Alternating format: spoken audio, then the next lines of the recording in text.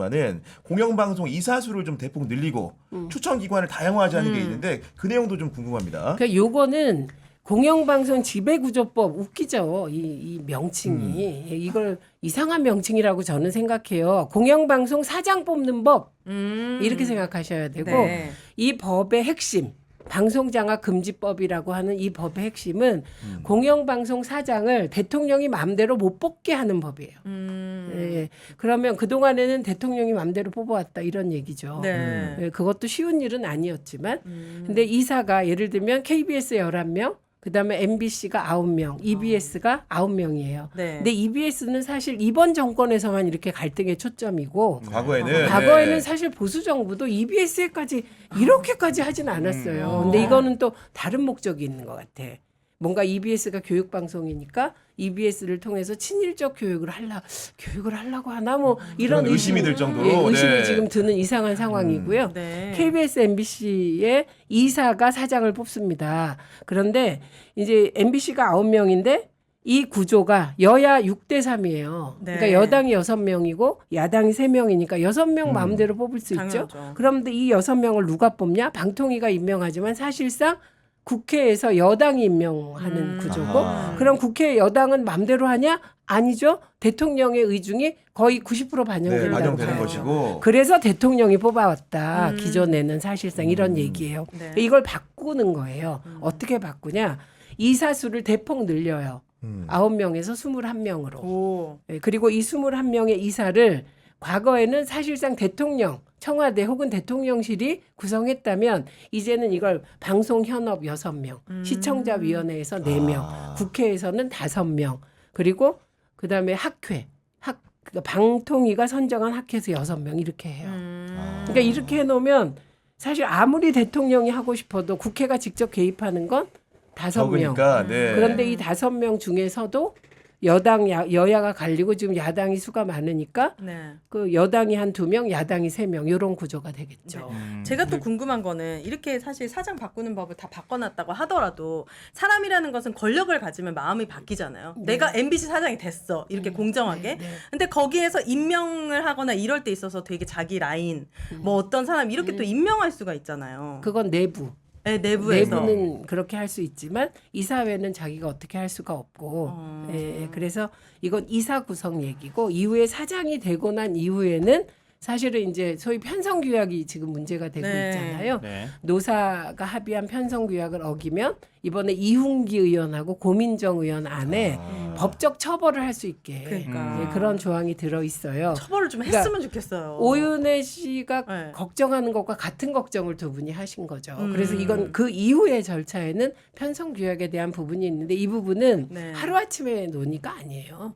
제가 민원연 사무국장 할 때부터 네. 예, 그때부터 이게 편성규약을 뭐 넣자. 그래서 겨우 넣고 그다음에 임의조항으로 돼 있는 걸 강제조항으로 바꾸자. 그래서 한 달로 바꾸고 이제 그래도 KBS에서 이상한 일이 벌어지잖아요. 어느 날 갑자기 앵커가 교체돼. 네. KBS 9 메인 뉴스에.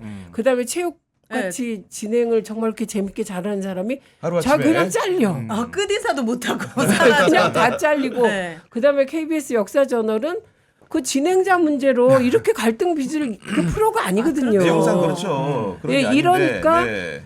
이게 당연히 사람들이 노조가 요구하지 않겠습니까? 그렇죠. 이게 사측이 이래도 아무 법적 제재가 없으니까 마음대로 한다. 넣어달라. 아주 정당한 요구고 그걸 두 의원이 받아들이셨는데 이게 그런 측면만 있는 게 아니잖아요. 예, 이 노사 협상에 있어서 네. 예를 들면 역사저널 뭐 진행자에 대해서 왈가왈부하는 게 이게 분명히 이상한 일이지만 이게 그런 감옥에 갈 만한 일인가?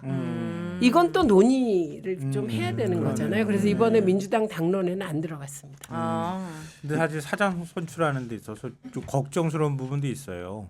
그러니까 지금 학계나 아니면 언론 시민단체나 이런 데서 이제 추천을 하고 그 숫자를 이사 숫자를 크게 늘리면 누구 한 사람의 권력의 의지에 따라서 사장이 임명되는 걸 막을 수 있잖아요. 어느 정도는. 네. 근데 방통위에서 그 단체를 학회를 지정하거나 이렇게 해버리면은 방통위원장이 뜻이 들어가게 되잖아요. 입김이 네. 그러면 단체가 이 단체 됐다, 저 단체 됐다가 단체가 계속 바뀔 수도 있잖아요. 이사 추천할 수 있는 단체가 이거 가지고 굉장히 논란이 많은 소지가 있을 것 같거든요. 있어요. 그래서 제가 따로 법을 과방위원 되기 전에 법을 발의한 게 있거든요. 네. 그 법에는 그 미디어 학회를 예. 일정한 역사성, 회원 수 이게 들어가도록 해놨어요. 이게 어머니 반드시 해야 탄탄한, 되는 거예요. 네. 지금 방통위가 보수 성향의 단체나 이런 것들을 자꾸 지정을 하더라도 하잖아요. 그 단체가 20년 이상 된 단체. 공신력 있는 그런 네. 공신력이 네. 있는 단체들을 함부로 못 합니다. 근데 급조된 단체를 지정할 수 있기 때문에 그쵸. 이거는 저희가 그 반드시 과방위에서 음. 요거는 좀 들여다 보려고 합니다. 네. 네, 네. 그런 건 아주 기술적인 문제이기도 하면서 또 네. 논란이 될 가능성이 이제 높아가지고 음. 그러니까 그런 것들은 처음에 아예 그 개정을 할 때 잘 만들어 놓지 않으면 계속 지금 뭐 법꾸라지 얘기도 나오고 하지만 계속 비껴가면서 다른 편법들을 찾을 가능성이 있어서 네. 아예 근데 그렇지 않도록 그건 만들면 좋겠어요. 아주 타당한 말씀이시고요. 언론 시민단체는 안 들어가 있어요. 어. 현업 아. 단체가 6명 들어가 네. 있어요. 네. 네, PD연합회, 기술인연합회, 기자협회 어. 이렇게 들어가 있고 지금 의원님 말씀을 듣고 이제 킬빌님이 네. 거부권을 또 행사하면 어떻게 하냐 이런 우려를 또 해주시는데 100% 할 것 같은데.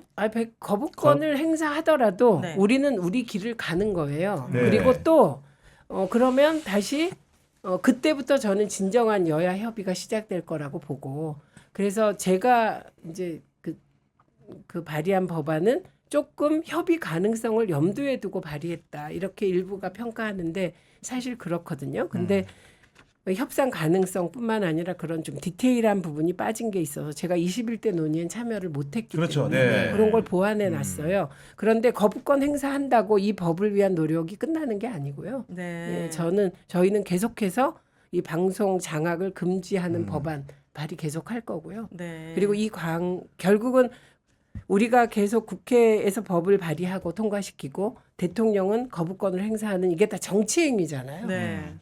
이게 각자 쌓여가는 포인트가 있지 않을까 음. 그렇게 생각합니다. YTN은 또 24시간 보도 전문 채널이잖아요. 네. 가게든 네. 어디든 상시적으로 가장 많이 틀어놓고 있는데 여기가 어쨌든 2인 방통위 체제에서 네. 거의 사형화가 됐다라고 할 정도로 넘어갔는데 이 과정을 사실 조금만 들여다보면 문제가 많은 게 드러나는데 네. 이 과정에 대해서 어떤 국정조사나 어떤 계획이 있으신가요? 만약에 과방위에서 국정조사할 것을 하나만 선택해라. 그럼 저는 YTN 국정조사를 아. 선택할 겁니다.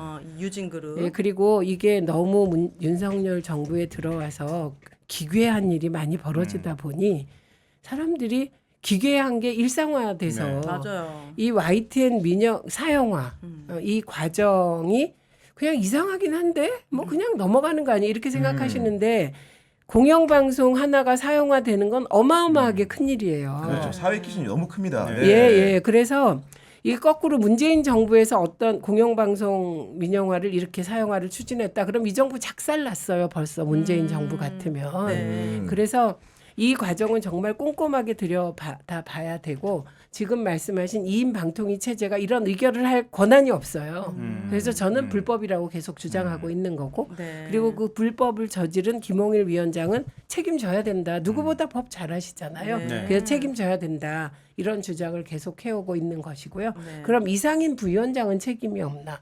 과거에 유진그룹과 관계가 있어서 이해충돌 논란이 있는데도 밀어붙인 거잖아요. 그러니까요. 변호인이었더만요. 그게 말이 되냐고요. 그래서 그런 거 하나하나를 꼼꼼하게 들여다봐야 하고 그리고 이 부분은 특히 노정면 의원이 가만히 계시잖아요. 네. 또. 예, 네. 과방위원이세요. 그리고 보니까 성격이 되게 꼼꼼하고 이분이 뒤끝 장렬이더라고요.